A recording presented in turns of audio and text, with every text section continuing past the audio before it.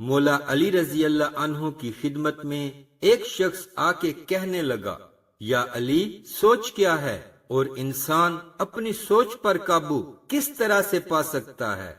بسم اللہ الرحمن الرحیم، السلام علیکم۔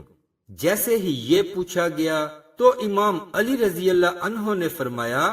اے بندہ خدا، یاد رکھنا، سوچ بیج کی مانند ہے۔ جس طرح ایک بیج کے اندر درخت کو پوشیدہ رکھا، ویسے ہی ہر سوچ میں انسان کی منزل، کامیابی اور کردار کو قائم کیا، تبھی کامیاب انسان سوچ کے ساتھ ہی آنے والی منزل کو دیکھ لیتا ہے، اور ناکام انسان اس سوچ کی خوشی میں گم ہو کر اس منزل کو دیکھ نہیں پاتا اور یوں وہ ناکام ہو بیٹھتا ہے۔ اے بندہ خدا، اپنے دل کے دروازے پہ دربان بٹھایا کرو اور ہر ایک سوچ کو جب تک اس کی منزل واضح نہ ہو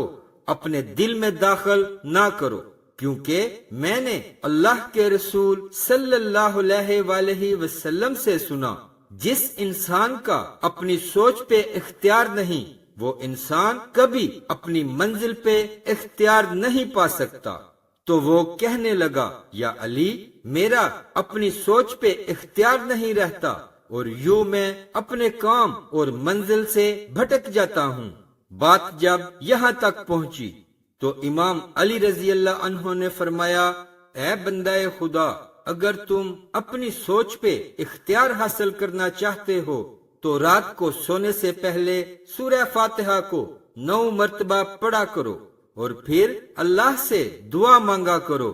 کہ اے اللہ، جس سوچ کے پیچھے جو منزل چھپی ہے مجھے وہ پہلے سے دکھا دے، اور صبح اٹھنے کے بعد بھی 9 مرتبہ سورہ فاتحہ پڑھ کر دن کا آغاز کیا کرو، لوگوں کے عیب کو درگزر کیا کرو، اپنی خامیوں پہ غور و فکر کیا کرو، اور یوں تمہاری آنکھیں دنیا سے ہٹ کر خود کی طرف کھلنے لگیں گی، اور تب تم اپنی سوچ پہ اختیار پا کر اپنی منزل کو حاصل کر لو گے۔ ویڈیو اچھی لگے تو لائک کر دیں اور اپنے دوست احباب کے ساتھ شیئر ضرور کریں۔